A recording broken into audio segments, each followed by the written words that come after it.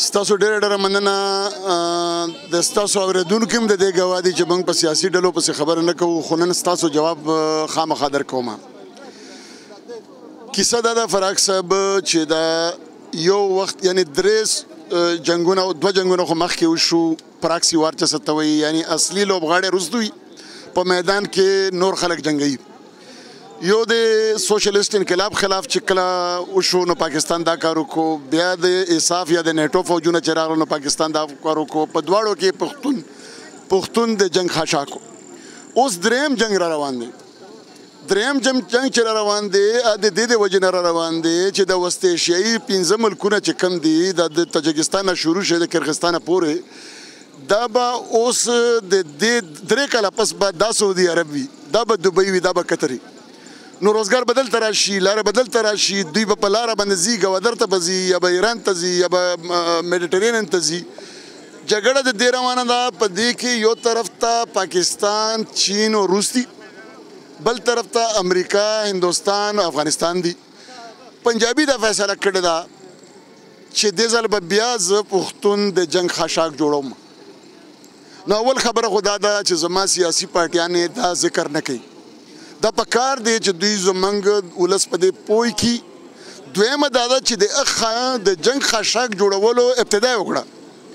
یعنی په لاهور کې دماکه وشوه، موږ هېچاته دا خیره نه کوو چې خدای د هغه باندې خودکشي وشي، خو په موږ څومره وشوې، په بلوچستان کې څومره وشولې، په لاهور کې چې وشوه وایي دا افغاني و، شهباز شریف وایي چې دا افغاني و، هغې نه پس رانا ثناءالله وایي چې د مددګار بجوړی و، هغې نه پس یې په منډي بهاودین، ګجر خان، ګجرانوالا، لاهور، پېښور، په ټول لاهور پنډۍ په ټول پنجاب کې نوټیفیکیشن سرکاري وکړل چې هغه انسان چې کم تاسو ته پښتون یا افغان ښکاري، چې کم کاوا خرڅوي، چې کم خشکه میوه خرڅوي، چې کم ریډۍ چلوي، دا دهشتګرد دی، دا ونیسي.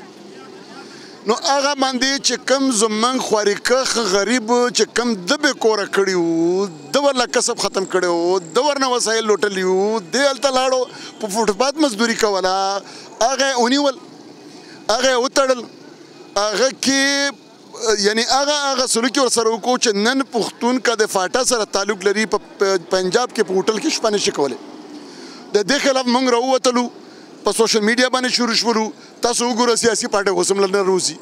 زه وایم چې وطنپال ګوندونه دي چېرته، قسم دی که وطنپال ګوندونه په دې پښتنو کې وجود لري، دا د وطن دوسته خو ورته ویلی شي. که دوی وطن پاللی وی فراق صاحب نو موږ به ولې راوتلو. اسفندیار خان ته ډېر احترام، خو ده دا ویلي و چې کم کاریډور په لاهور تېرېږي زه یې نه منم.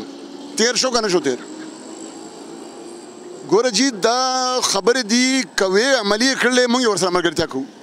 زه په دې پښتونخوا کې چې کم پنجابي پروت دی په هغې کې ټول نه زورور خو پنجابي فوجي دی که نه، په دې پنجابي فوجي باندې زه ځان وژنم، خدای درته بخښي شي. زه پې ځان وژنم چې ته وځه زما د علاقې نه، خو که وښیي کو نه کوي.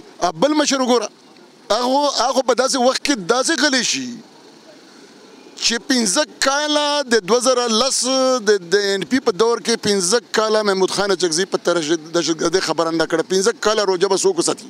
نن یې ولې روژه ده؟ دا نواز شریف خو د ملګری دی، دی خو دومره ملګری دی چې وایي چې زه اوس خو د حدیث نه ثابتوي چې دا زما ملګری دی. نو اوس دته دا نشي ویلی چې دا تا چې کوم غریب پښتون په جیلونو په تاڼو کې د پنجاب شان بیرامه پولیس ته دی حواله کړی دی، نو د ده پښتو چېرته لاړه ده؟ ډاکټر صاحب ورځ په ورځ احتجاج، ورځ په ورځ مسلې سیوا کېږي، د ستونزو د حل لاره څه ده؟ د ستونزو د حل ګوره جي همیشه لاره وي، خو چې کله لیټ کېږي او یو طرف ته ظلم زیاتېږي او بل طرف ته مظلومیت زیاتېږي، نو یو وخت راځي دا د اورېدونکو ته به معلومي چې کله د ژوند او د مرګ ترمنځ فرق کم شي نو بیا انقلابونه راځي، بیا ملکونه ماتېږي، بیا نړۍ بدلېږي. او نن د پښتون دپاره د ژوند او د مرګ په منځ کې فرق ډېر کم شوی دی. هسې به موږ وایو خوشحاله به شو چې کوټ مې اچولی دی، پینډ مې اچولی دی، لږ موټر لرم یا دا به لرم، دا به هسې وایو.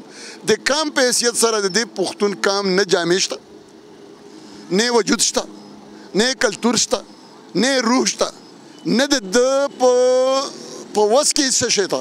دا یو غلام محکوم یو داسې قوم دی چې د ده نه مور شته نه پلار شته، د ده اوس حل یې دا راوځي چې بیا به عام ولس راوځي د ده به ټوپک په لاس کې یو پکار ده چې وي دا به خانه جنګي کوي پکار ده چې وشي ولې د نه وشي دوی د پارلمان په ذریعه د کم پوزه پرې کوي د پارلمان نه یعنی که دا زما او ستا حکومت راشي او قسم وخورو چې موږ به د دې پښتنو سره غداري ونه کړو خرڅ به نه شو که زموږ دواړه راشو زموږ حکومت راشي د دې پارلیمنت کې به دې آئین کې به د پښتنو په مخونو نور داغونه خو را جوړ کړو والله که د شکل موږ جوړ کړو ډېره مننه